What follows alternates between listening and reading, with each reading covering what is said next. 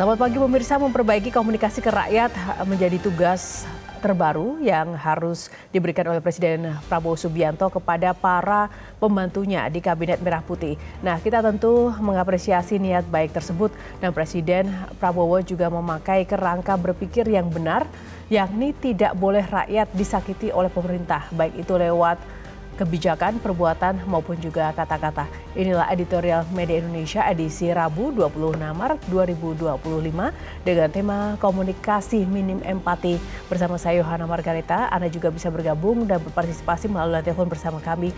Dan saat ini sudah ada anggota Dewan Redaksi Media Group, Bung Aris Fadila. Mas Aris, selamat pagi Mas Aris. Pagi Yohana. Nah, ini banyak sekali ya catatan terkait dengan komunikasi para pembantu Presiden Prabowo dan Presiden sudah mengimbau untuk memperbaikinya. Nah, apa sih makna fenomena minimnya empati dan cara komunikasi yang agak kontroversial para pembantu Presiden ini? Ya, Presiden Prabowo melalui salah satu orang dekatnya, Wakil Menteri Pertanian menyatakan bahwa Presiden meminta jajarannya untuk memperbaiki komunikasi. Walaupun dikatakan bahwa ini tidak ada hubungannya dengan komunikasi yang buruk, tapi masyarakat pasti bisa menilai bahwa pencetus dari pernyataan Presiden tentang bagaimana pembantunya harus berkomunikasi kepada rakyat, tentu masyarakat bisa melihat dari apa yang kejadian sebelumnya. Beberapa menteri dan yang terbaru adalah juru bicara Presiden yang menyatakan, yang merespon soal kasus teror kepada majalah Tempo, dan itu bisa dikatakan bahwa sebagai seorang pembantu Presiden, apalagi juru bicara, itu kan harus punya gaya komunikasi yang kalau dalam teori disebut asertif, yang mengedepankan kejujuran, empati, dan keterbukaan. Dan itu yang pesan yang diharapkan oleh Prabowo dengan pernyataannya kemarin itu. Oke, baik. Sebelum kita ulas lebih lanjut lagi, kita akan langsung saja Mas Haris dan juga pemirsa menyaksikan informasi tayangan yang satu ini.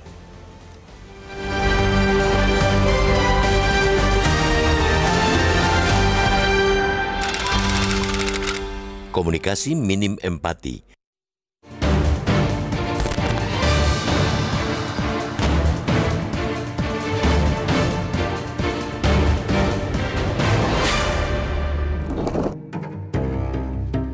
Memperbaiki komunikasi ke rakyat menjadi tugas terbaru yang diberikan Presiden Prabowo Subianto kepada para pembantunya di Kabinet Merah Putih.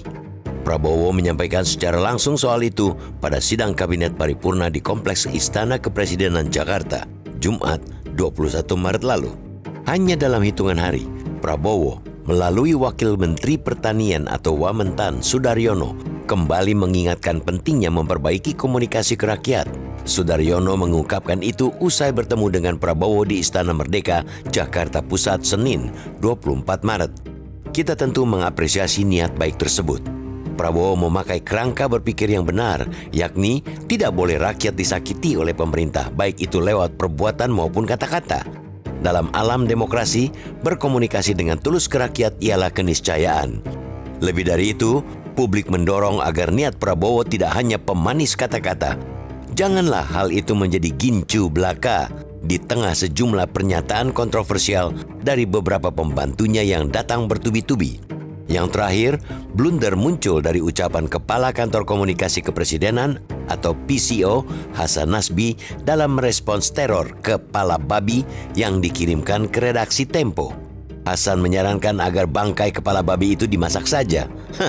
Ada juga pernyataan Kepala Staf TNI Angkatan Darat Jenderal Maruli Simanjuntak yang menyebut para pengkritik penaikan pangkat Sekretaris Kabinet Teddy Indrawijaya dari Mayor ke Letkol sebagai orang-orang berotak kampungan. Pernyataan Menteri Dalam Negeri Tito Karnavian yang menyebut perekonomian kita lebih hebat daripada Timor Leste juga dianggap nyinyir berbagai kalangan. Atau pernyataan Kepala Badan Gizi Nasional yang menyebut sepak bola kita tidak maju karena pemainnya kurang asupan makanan bergizi.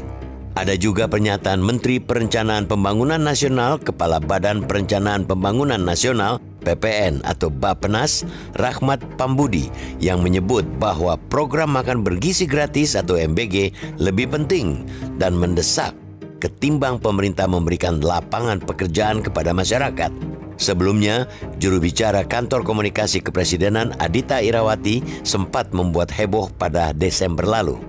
Ia mengedepankan diksi rakyat jelata terkait dengan polemik pedagang ST yang diolok-olok oleh utusan khusus Presiden Miftah Maulana.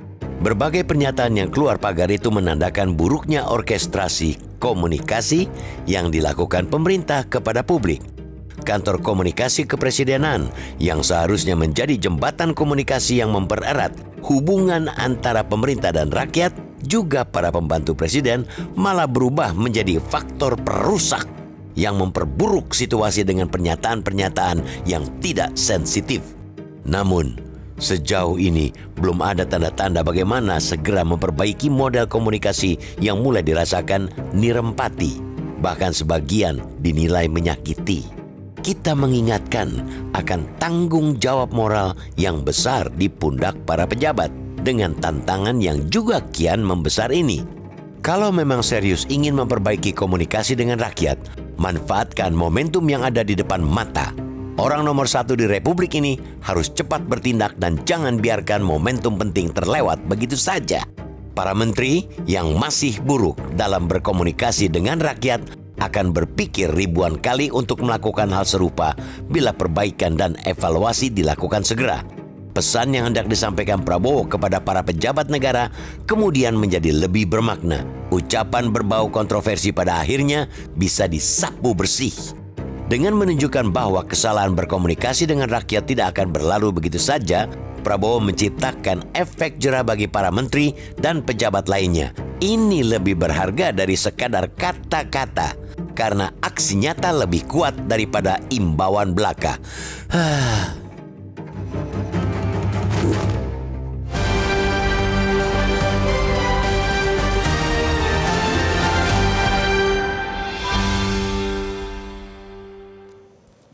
Ya Mas Haris, yang menarik yang menjadi catatan media Indonesia yang saya tangkap adalah bahwa kesuksesan sebuah kebijakan itu tergantung dari komunikasi pimpinan ke bawahan yang harus nggak boleh misleading, harus sejalan. Kalau seperti ini dalam konteks negara, ini berbahaya sekali loh seandainya memang komunikasi di bawah presiden ini benar-benar tidak sejalan begitu. Betul.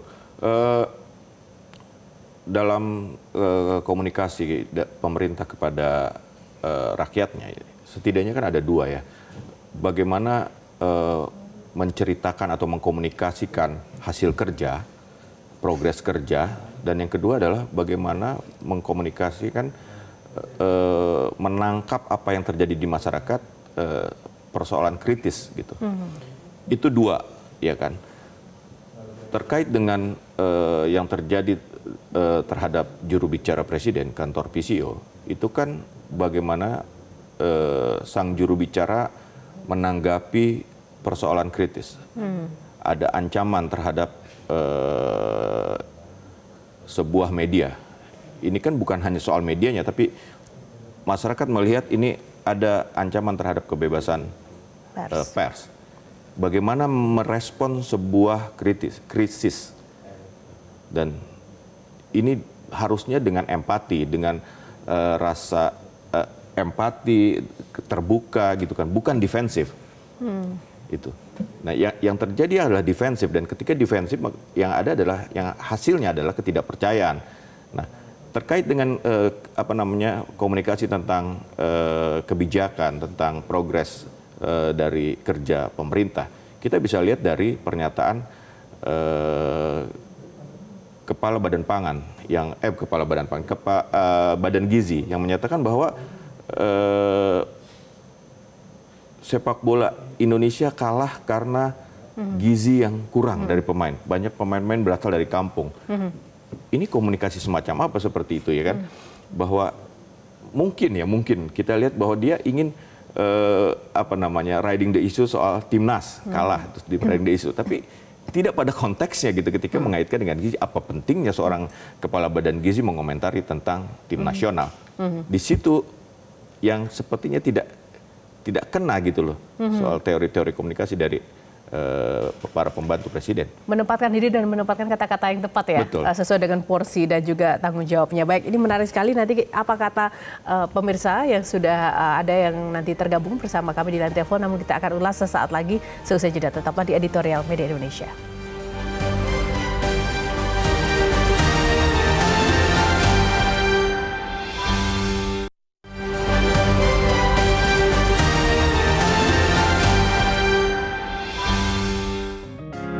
Media Indonesia mengajak Anda untuk mengakses fitur premium e-paper.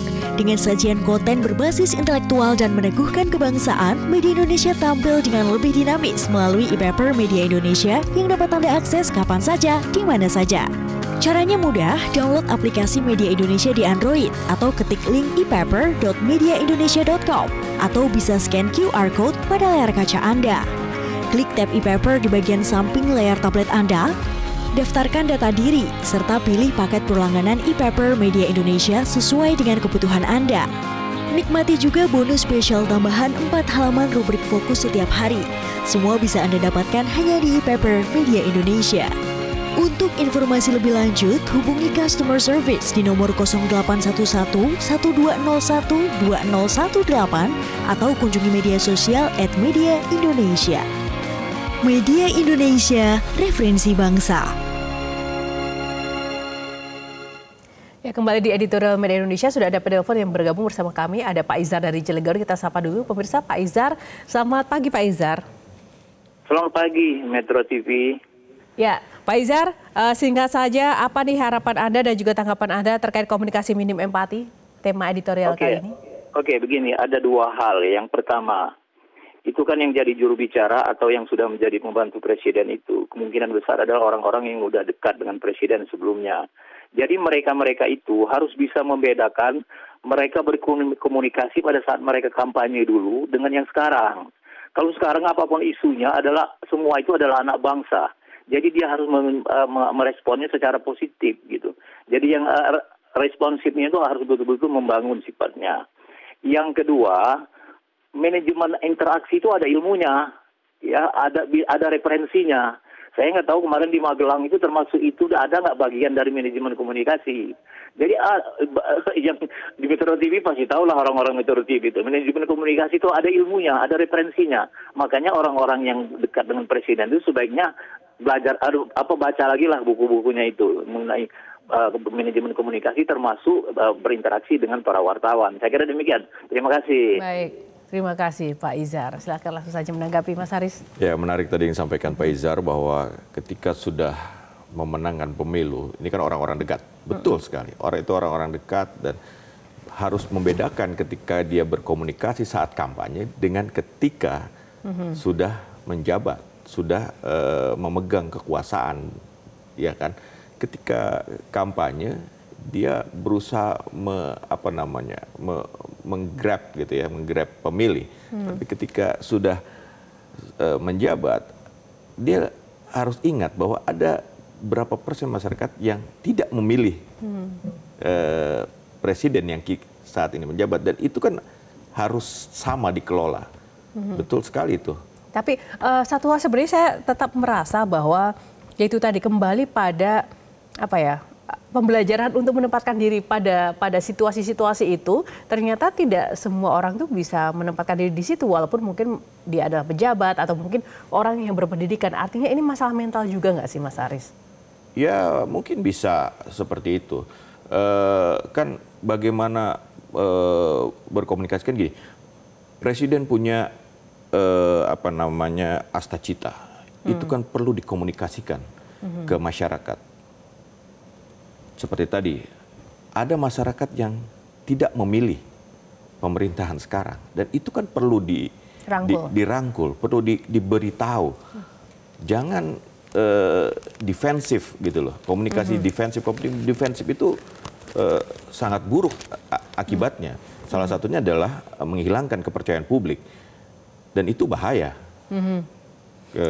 Kan kita tahu Prabowo memenangkan pemilu dengan 58%. Kemudian tidak lama ada survei yang mengatakan bahwa kepuasan publik hingga 80% lebih.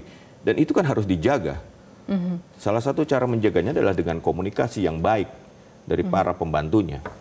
Ini sebenarnya ada dua kasus yang menarik selain tadi dari Pak Hasan Nasbi ya, misalnya seperti Kepala Staf TNI Angkatan Darat Jenderal Maruli Simanjuntak yang sebelumnya juga menyebut bahwa orang yang mengkritik Letkol Teddy adalah orang-orang yang berotak kampungan, itu satu. Terus yang kedua ada Menteri Dalam Negeri Tito Karnavian yang menganggap bahwa lebih hebat perekonomian kita daripada Timor Leste. Ya, itu contoh dari komunikasi defensif. Ya kan? Itu kan defensif, membela diri. Itu yang tidak boleh dilakukan oleh seorang pejabat publik atau juru bicara ketika dia menyampaikan, atau kalau ini bisa Kasat itu kan merespon tentang Undang TI, berarti kan komunikasi saat saat krisis itu kan, krisis kepercayaan.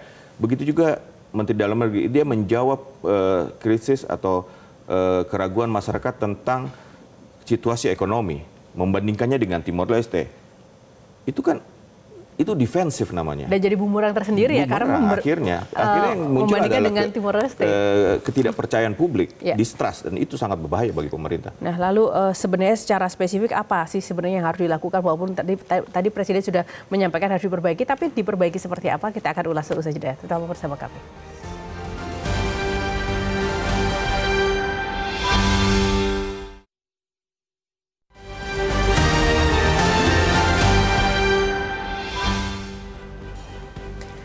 Masih bersama editorial Media Indonesia, komunikasi minim empati. Nah, dari catatan-catatan tadi, Mas Aris, sebenarnya secara spesifik perbaikan seperti apa sih yang harus dilakukan? Ya, intinya Presiden sudah menyadari bahwa ada yang kurang pas dari gaya komunikasi jajarannya, pembantunya maupun juru bicaranya. Tinggalkan rakyat ingin melihat bahwa itu bukan sekedar lip service, harus ada tindakan nyata. Seperti apa? Kita tunggu seperti apa. Nah, terkait dengan kantor komunikasi Presiden, ini kan lembaga yang baru ada di masa pemerintahan Prabowo. Dengan adanya ini kan maksudnya adalah bagaimana komunikasi istana, dalam hal ini Presiden, kepada masyarakat itu berjalan lebih baik, lebih efektif, dan bisa lebih kena. Itu kan tujuannya. Bukan menjadi lebih buruk dari sebelum adanya lembaga ini. Nah, menurut saya bahwa PCO itu akan harusnya bisa mengorkestrasi narasi dari pemerintahan kepada rakyatnya. Seperti apa narasinya? Ya tentu yang tadi, tidak defensif. Dia harus mampu mengkomunikasikan hasil kerja, progres kerja seperti apa yang benar-benar bisa dipahami oleh masyarakat. Dan satu lagi, ketika ada krisis apapun gitu ya, krisis soal ekonomi, soal kebijakan, itu bisa direspon dengan rasa empati, rasa tanpa meremehkan, dan penuh keterbukaan dan kejujuran. Ya, Mas Aris, semoga ini menjadi catatan besar dan tidak terulang lagi, karena di situasi-situasi sulit seperti ini masyarakat butuh ditenangkan, masyarakat butuh kepercayaan lebih lagi dari para aparat dan juga pejabat. Ya, terima kasih Mas Aris untuk ulasannya pagi ini. Nah, pemirsa, berbagai pernyataan yang keluar pagar itu menandakan memang buruknya orkestrasi komunikasi yang dilakukan oleh pemerintah. Semoga dengan hal ini semuanya bisa diperbaiki dan juga masyarakat bisa lebih lagi memiliki kepercayaan terhadap jajaran pemerintahan Kabinet Merah Putih. Dan sekian dulu editorial Media Indonesia untuk hari ini. Saya Yohana Margareta undur diri. Terima kasih atas kebersamaan Anda. Selamat pagi, sampai jumpa lagi.